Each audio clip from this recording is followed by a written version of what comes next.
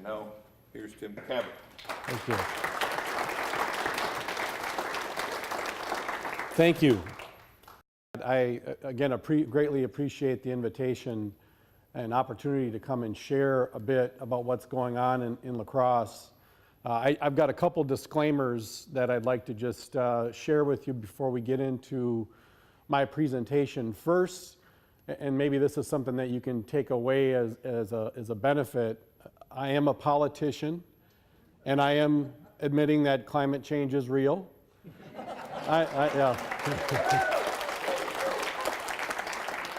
I'm doing that publicly, and I know we're being recorded, so 10 years from now, if there's some scandal, and here it is. So, but I do believe it's obviously a human problem that we have to really work hard at, and it's interesting from the talk this morning, the global discussion about the crane and indicator species and what was just shared related to solar. Now we're kind of shifting gears to local. So I think there's a really great flow to the program.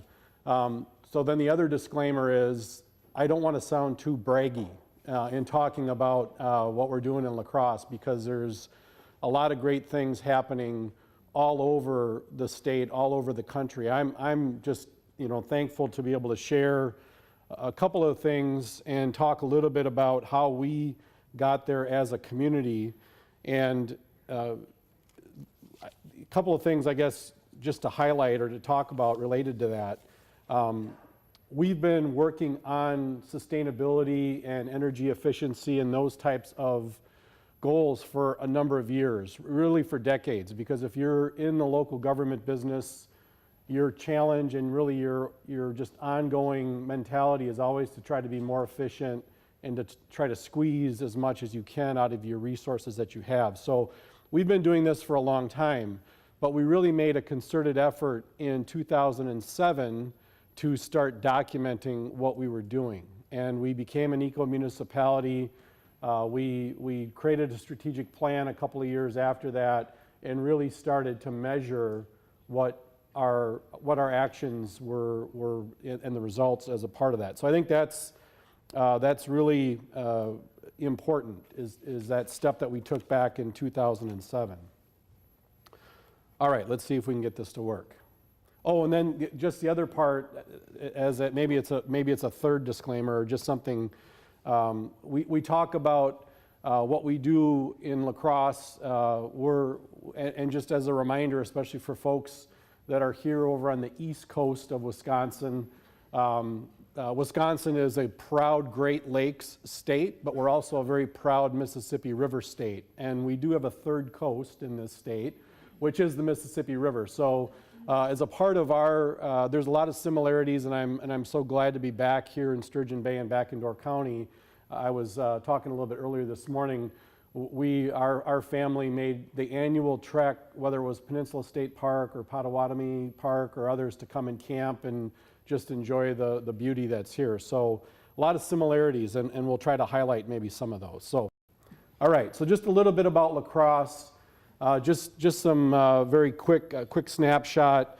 Our population in the city of La Crosse is 52,000 people, but every day, basically, of the work week, our population balloons to about 75,000 people. We're one of those folks, I think Wausau is the other one, where our daytime population changes by more than a third. And you can imagine the impacts that has on transportation, what that does to your environment when you're dealing with some of those transportation impacts, how you provide services, especially things like water and sanitary sewer and stormwater and emergency services. And then for me, how do you pay for that when you have basically a service level to supply service for about 75,000 people, but you only have a tax base of about 52,000 to actually pay for that. So that's a challenge, but we're very blessed in La Crosse. We have a very diverse economic or industry base.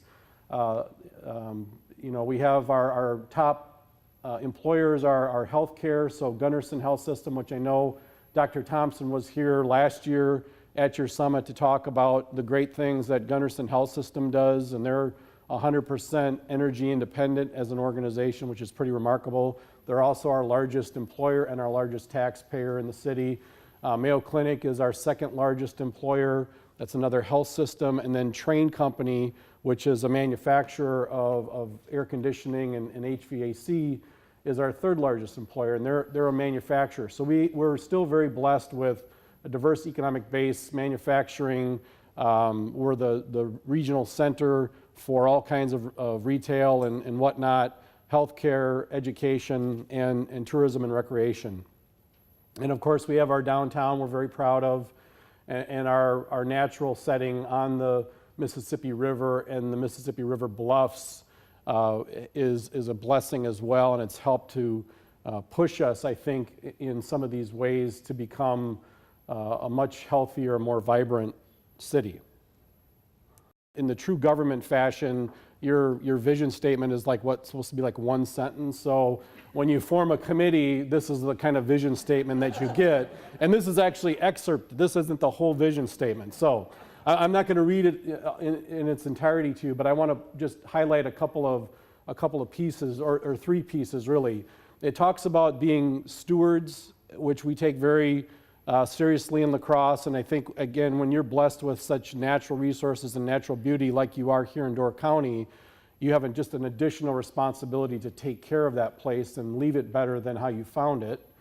So that's one piece. The leadership piece as well, so leading by example. So not just going places and going to meetings and complaining and talking about things, but to actually get down to action and make a difference, and then also to be a supporter. So when you see others that are really trying to do right and are looking at ways that they can improve, to support those efforts. So that's our vision in a nutshell. We want to be good stewards, we want to be good leaders and lead by example, and we want to be supporters. We adopted the natural step for sustainable development, and the natural step is made up really of four components, four key areas that resonated with our community when we decided to select that particular model.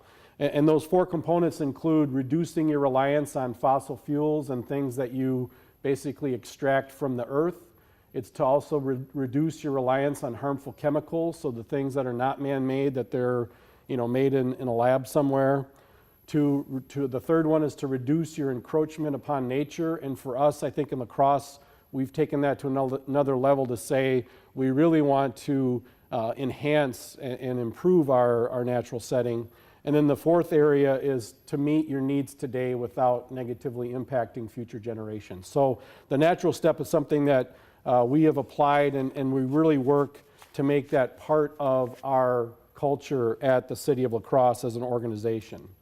So when we developed our plan and our goals, again, here are some of the highlights. We did an interesting joint effort with La Crosse County, so both government organizations, the City of La Crosse is an organization, and then La Crosse County, we worked together through a process, and with the natural step system, they have a very straightforward, it's the ABCD process. So you raise awareness, you develop your baselines, you create a compelling vision, and then you get down to action. These goals here that I've got up on the screen are the city's goals. So these are specific to our organization. We're also one of the first communities that became a Wisconsin energy independent community. So the 25 by 25 is something that we really it resonates, and we include that in a lot of our goals and strategic plans, and then our programs as well. So our goals included a reduction of fossil fuel usage in our organization. So I just want to be clear that this is the city as an organization, not our entire community, although we do have some community goals included. But it's a 25% reduction by the year 2025 in the fossil fuels that we use. We have a goal of trying to get at least 25% of our energy that we do use from renewables. We want to reduce waste by 25%, increase recycling by 25%. We want to get people out of or have less reliance on single occupancy vehicles for people to get around our community. So more biking, walking, and transit, which I'll talk about in a minute. And then, as I had said earlier, really trying to protect and restore and enhance our natural areas. So this here gives you an idea of just how we have done. Basically, the measure here is for our carbon footprint. So 2007, 2008 was our baseline. We've got data up through 2016. This is our annual CO2 emissions, and it's made up in 3 areas. We've got our basically what we use for our vehicles, and then the 2 bottom are what we use for our facilities. And we have reduced our output, I'm proud to say, from a little over 20,000 metric tons in 2008 to 13,700 metric tons in 2016. So that's a 32% decrease. And it's really 2 key components. One is we have reduced our consumption of fossil fuels, but then also a big factor in determining this reduction or looking at this reduction is the fact that Xcel Energy, which is our utility provider, has gone to more wind and natural gas in how they produce electricity. So that's also helped us to reduce our carbon footprint.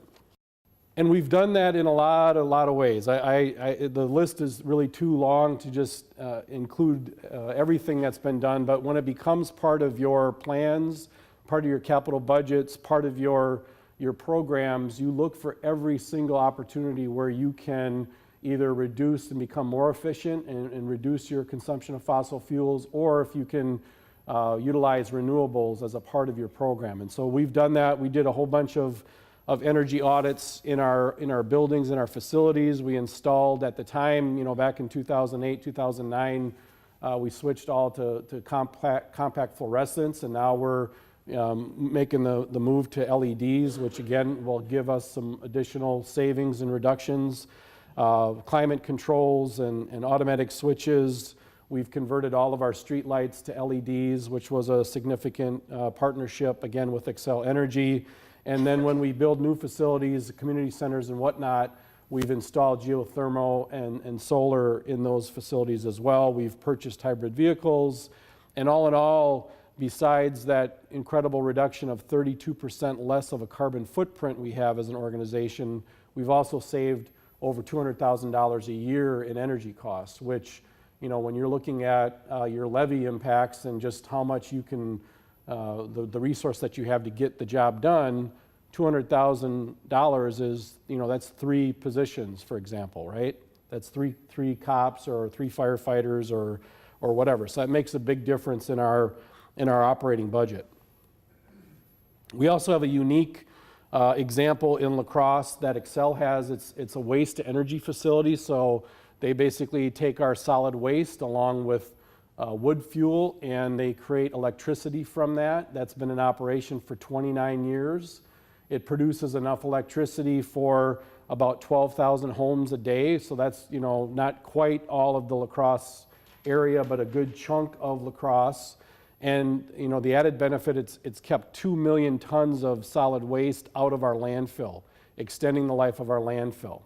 Now that's not obviously a true renewable source of energy, but it is something through progress and controls that they've been able to make sure that emissions are good, that it's safe and we have air quality.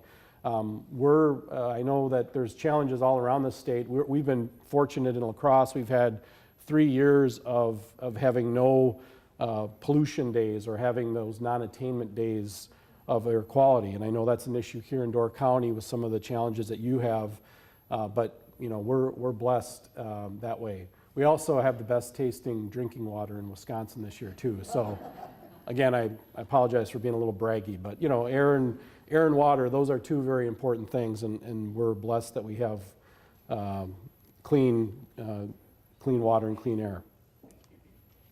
We also went to a recycling single stream cart system back in 2014. That was a big deal for us. It was very controversial. There was a lot of, from a public policy standpoint, just folks were very concerned, because if you're at the local level, the things that you can really get in trouble with as a politician is if you mess with parking downtown, if you mess with people's garbage or their yard waste or their leaf pickup in the fall, And if you don't plow streets, or we hear it all the time now, if you don't fix potholes, you can be in some serious trouble. So when we started talking about converting and switching to basically a single stream recycling, it was not without a lot of concern, but ultimately I give our Common Council a lot of credit. They overcame, they adopted it, and it's one of our most successful programs. You can see there just on the slide our numbers. We've met our 20 by 25 goal of reducing. This is a community goal now. This is not just the city organization. This is our whole community.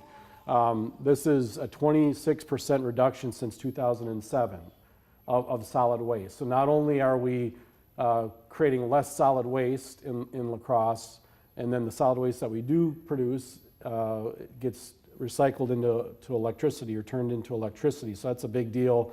Our recycling is the thing that's just gone through the roof. I mean, we've more than doubled how much recycling that we currently do since 2007. Now there are some big warning and red flags that are facing us now, because if you've been watching that at all, China no longer accepts a certain amount of the waste paper and those types of materials. So that's having some impacts that we're going to have to deal with this year, because that's the market for those recycling and those materials. But we'll have to figure that out. That's a big challenge for us. But the bottom line is we've really increased the amount of recycling, and you can see again how much we've saved on our tipping fees every year. And then the blessing that we have is just our physical layout as a community. And I'll show you a map in just a little bit of how La Crosse is laid out. But we're a very dense community. So out of the 14,000 acres or so that make up the city, we've got close to 4,000 of those that are either in blufflands or in a large urban wetland and in water because of our location on the river. And so the neighborhoods that we do have were developed, again, historically. They're older neighborhoods, part of our Rivertown history. And the thing that was great about how our community developed is everything was close to each other. So housing and factories and grocery stores and churches and schools were all within walking distance. And that's really enabled us to be leaders when it comes to how people get to work.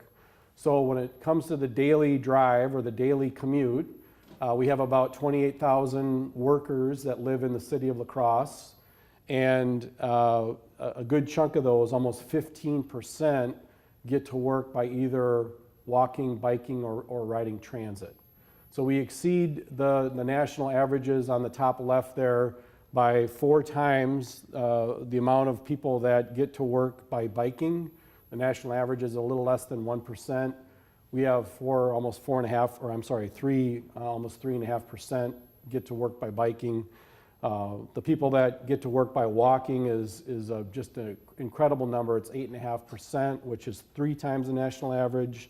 We have about 2% of our folks get to work by transit. That's not at the national average. We've got work to do there because the national average is about 5% of people across the country get to work that way. But if you add those up and the other things that go along with carpooling and working from home, we exceed the national average in a good way by the fewer number of folks that get to work by just driving alone in a car. And we know the impacts that has with emissions. We have, and that doesn't just necessarily happen. Out of the 220 miles of streets that we have in the city, 60% of them have sidewalks at least on one side, and we have a very active program on infill to encourage more walking. We have about 50 miles of bike lanes, routes, and trails to encourage more connections and more commuter traffic, and that's enabled us to really, I think, again, set a great example and look for ways that we can further enhance that active transportation. We take as I had said earlier, our natural resources very seriously in La Crosse. So we have an active blufflands protection program, and I'll just jump ahead real quick here because I want to show the blufflands. So this is La Crosse. You can see, basically on the west or the left side, portion of the slide, that's the La Crosse and Black Rivers, and the Mississippi and Black Rivers that come together.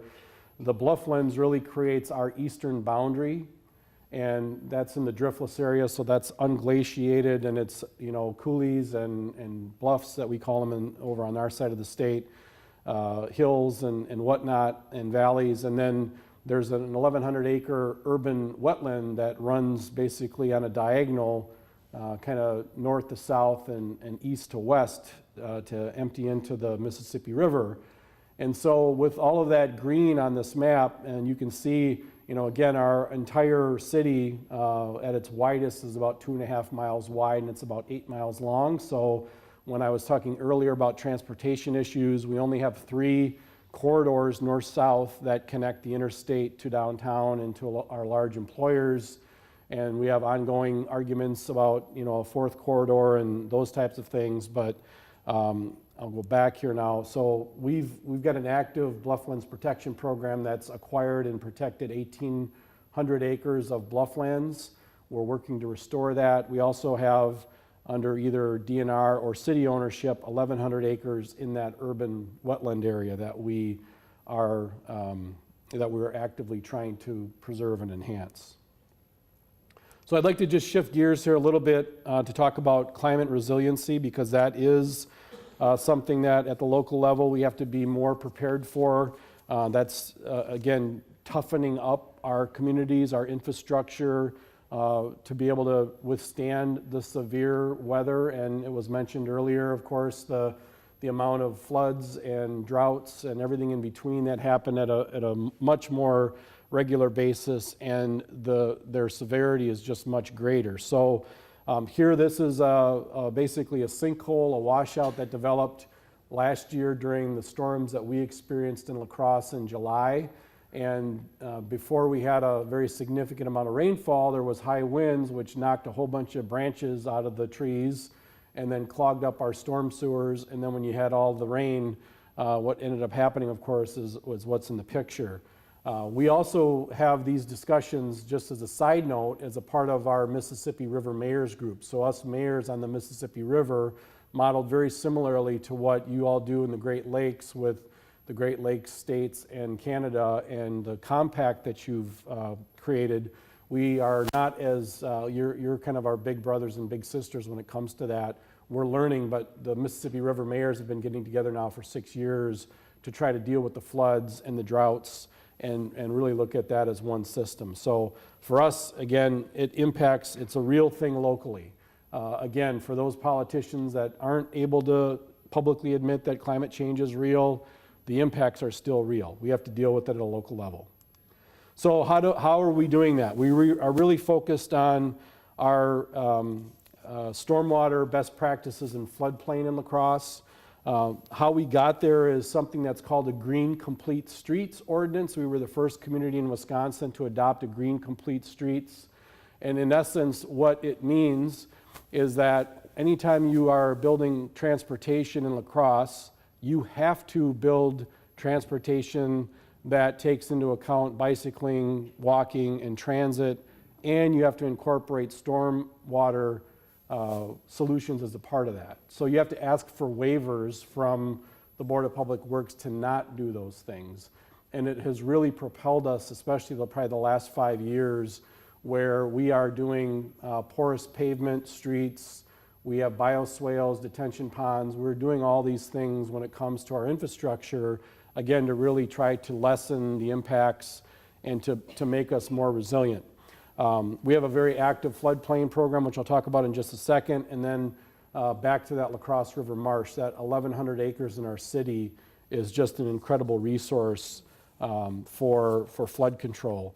We also have done an inventory of our storm sewer system, so we know where the issues are, and we're working on active implementation. We adopted a storm sewer utility, and we were able to do that actually a few years ago before the state kind of dinged local governments from doing that. So we have a storm sewer utility that charges fees, and we utilize those fees to help fund infrastructure.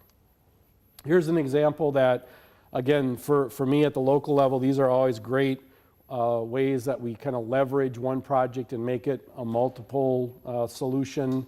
This is one of the main north-south corridors, Copeland Avenue. It carries about 25,000 cars a day.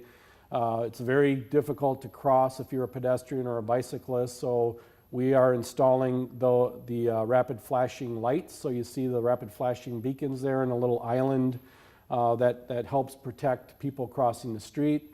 So that's something that was installed a few years ago. Off in the distance there you can see a trail which provides bicycling and walking connections to a very large redevelopment area that we're working on.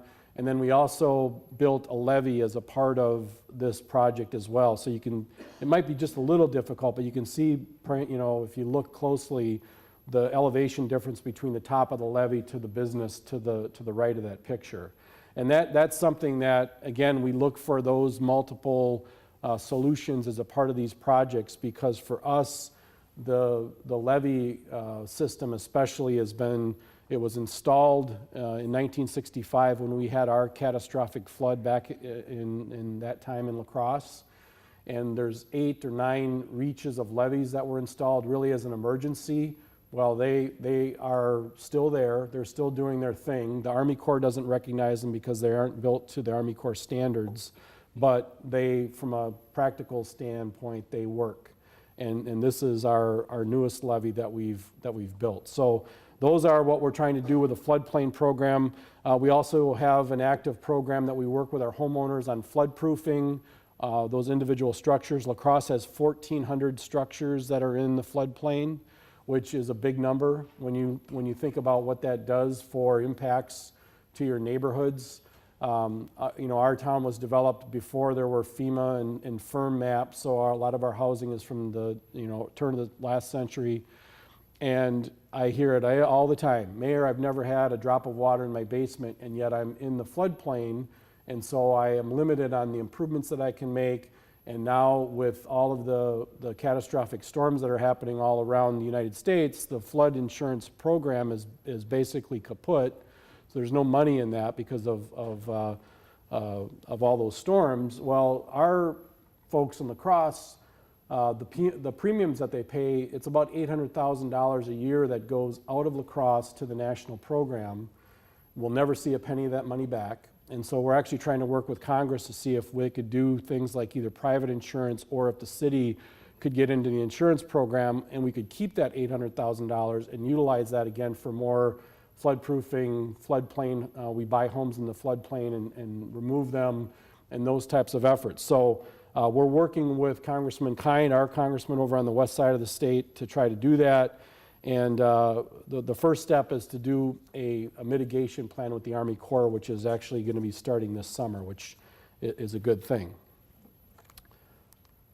So back to just real quick our green infrastructure. This is a kind of a zoom-in view of that large urban wetland that we have. We have a very extensive trail system that connects our downtown to points north. We just installed a multi-million-dollar bridge over the railroad yard, which is a big connection from north to south again.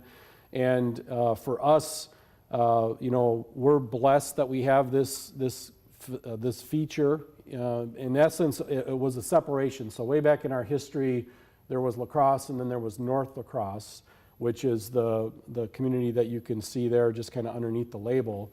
Well, back in the 1860s, we annexed North La Crosse and became one community. They've never forgiven us, by the way. So there's still the north-south you know, issues there. But that large urban wetland is an incredible feature.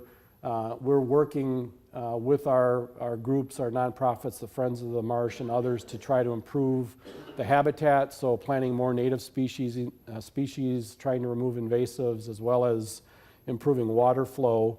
The other part of being, you know, part of this larger Mississippi River complex, we have, and I just learned this, which is just fascinating to me, through U.S. Fish and Wildlife, we have, and I don't know the exact number, but I'll just say it's a gazillion mussels that are freshwater mussels that are all through these reaches that clean and filter our water. So we're very blessed to not only have this large urban wetland that keeps our floodwaters, but we have all these mussels that clean the water as well. So what we're trying to do is build the culture in La Crosse that these sustainability and resiliency efforts and programs and projects are just what we do. It's not necessarily the debates about should we do it or should we not, or what's the cost, but it's really just part of what we do. So these are some of our recent examples. Up on the upper left is a community center that we just built that has the geothermal and solar panels as a part of that. The upper right is a photograph of our transit center. So our bus system is a mixed-use, multi-level. It has 92 units of affordable housing on top of the bus. There's a picture of the green roof that helps with stormwater, as well as some of the heat island effect that you have in very dense downtowns with a lot of asphalt parking. And then on the bottom is our hybrid bus. We have several of those. So what's next? For me as a mayor and as a politician, I firmly believe that the solutions and this action is going to happen at the local level.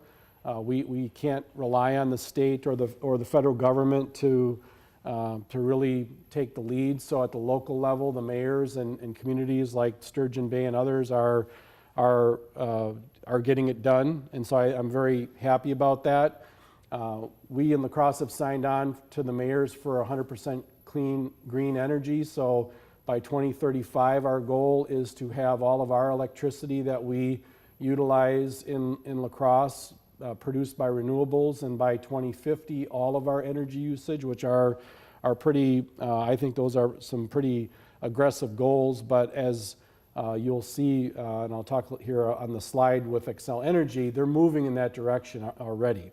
And the slide there shows the difference from 2008 to 2016, how Xcel Energy produces their electricity. On the inner ring, you can see back in 2008, 47, almost 48% of how they produced electricity was done by coal. In 2016, that number has dropped to 28%, and you can see the wind factor, especially for Xcel, was 7% in 2008. It's now 16.5% in 2016. And what I'm really excited, especially after hearing the presentation about solar, is solar isn't even on that circle, right? There's nothing for solar except probably under other. So there's even greater room for growth for us to get there. So I'm excited by the fact that we can produce clean, renewable energy. And then there's some other, the projects that we're going to do to get there to that 100% are things like our wastewater treatment plant.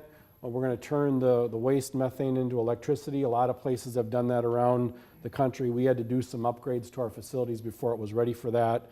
We're going to continue on our transportation demand management to get people out of driving a car everywhere and to make it much more convenient and accessible to ride the bus or walk or bike. And then water conservation, and for us, the floodplain issues are really, really important.